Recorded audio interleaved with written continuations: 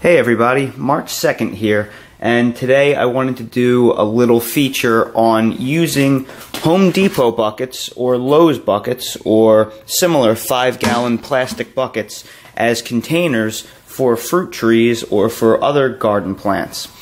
Now, the nice thing about 5-gallon bucket size is that it is a great intermediate potting size for most plants, but it very rarely is the final potting for fruit trees and other plants that you'll want to keep in containers. So some of you may be reluctant to use these cheap buckets as a container, but the good news is they're almost always temporary. And I'll explain to you what I mean. This right here is a raspberry latte fig cutting. It's my most vigorous cutting, and it is outgrowing this 6-inch pot. So I need to up-pot this into a larger container. Now, if I was going to permanently put this raspberry latte cutting in a container, I would need at least a 10-gallon container, more like a 15 or 20-gallon container. But generally, you want to incrementally up-pot your trees, so you don't want to just go from this little 6-inch flower pot to a 15 or 20-gallon container. You want to go into a 5-gallon container first. And 5-gallon containers at a garden store are pretty expensive. They're around $7 to $10 a piece. But these buckets are only about $3.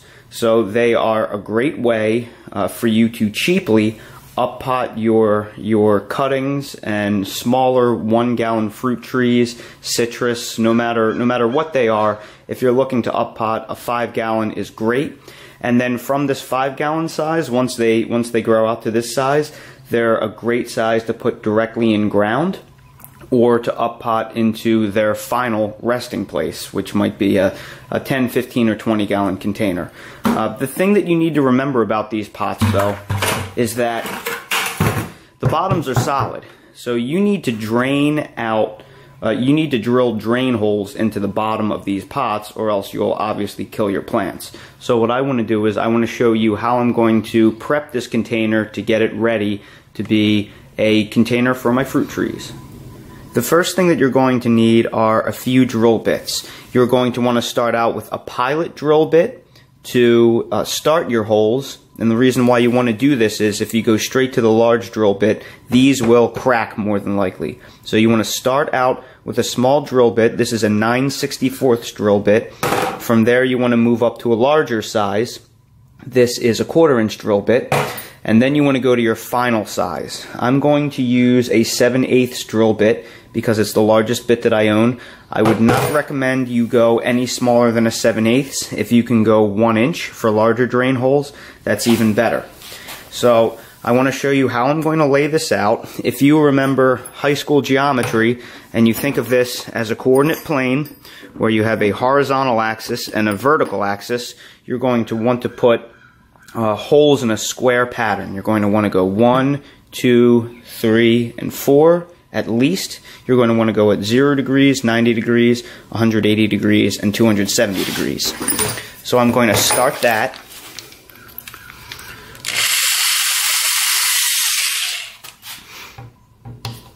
And you're going to want to bring them in from the edge just a little bit and just put them in a square pattern.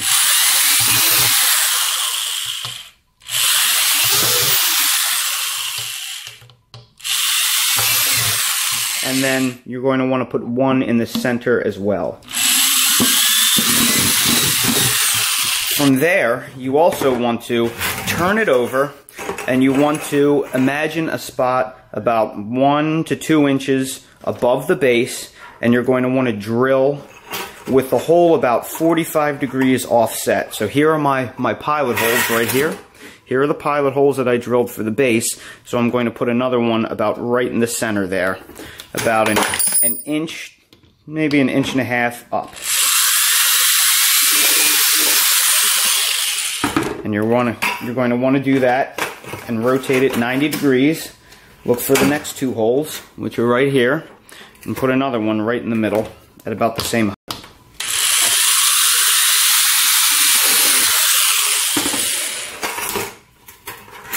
Here are the other 2. Here's roughly right in the center.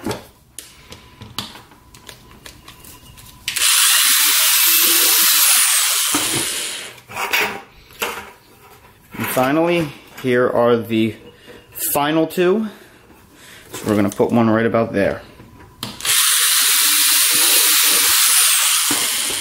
And the reason why you want to do this is because in case the bottom holes get clogged for any reason, you want to have some backup holes on the side for drainage as well. So then all we're going to do is we're going to switch drill bits, and we're going to go up to the next size. And then we're going to hone all of our holes out larger.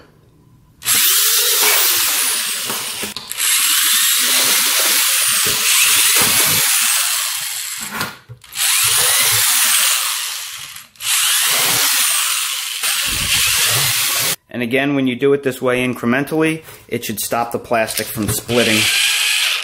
Now we're going to go up to our largest bit, which is a 7/8. And if you have a little larger, that's even better.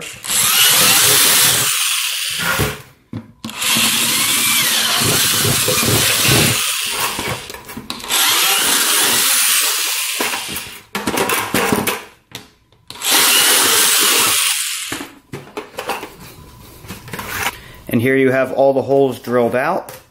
1, 2, 3, 4, 5.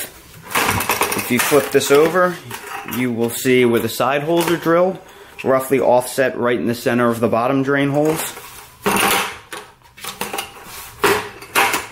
You want to clear away plastic if you can, so it doesn't clog up the holes. I'll have to pull them off with some pliers or some cutters. But this is the final product.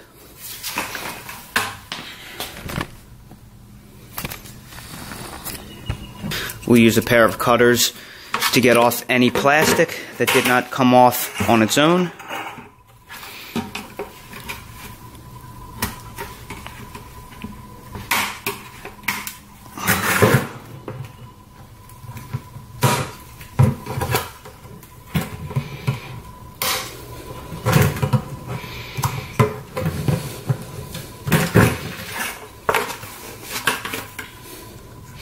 Check the inside for any burrs.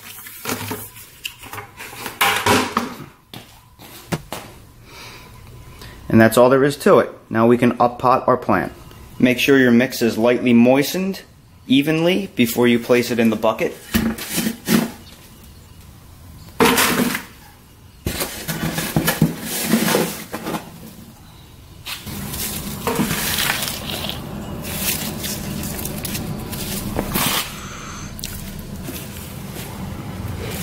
And here you'll see the final product.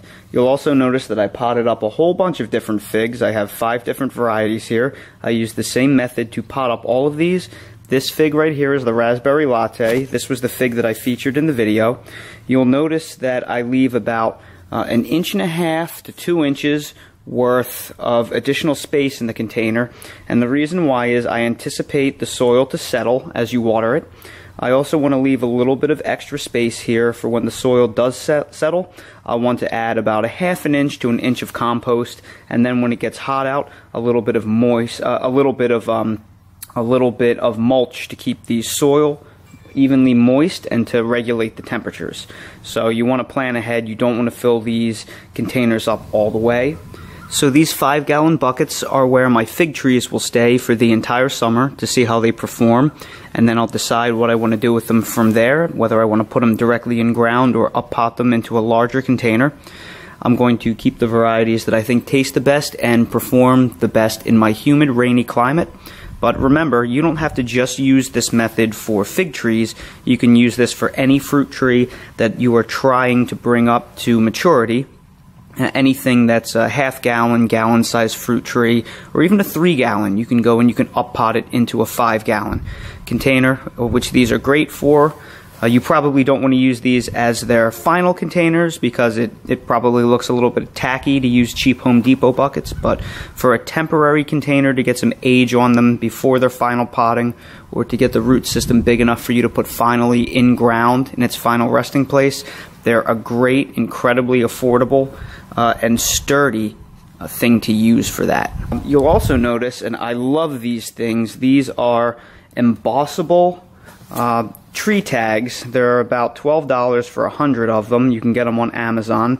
They're made out of heavy-duty aluminum foil, so you just use a pen to make an impression in them. You just press down really hard, and then they make a sunproof tree tag. I'll show you what they look like. That is a Black Madeira KK. That is my Raspberry Latte. That is a Col de Dame Noir. That is a Smith. And that one back there, that you can't really see, that guy right there is a Chicago Hardy. I'll hold that up for you. And they also have the dates that I potted everything up on there. Guys, I hope you found this video helpful. Thank you very much for watching. If you haven't already, please consider subscribing to the channel, and I hope to see you all again next time.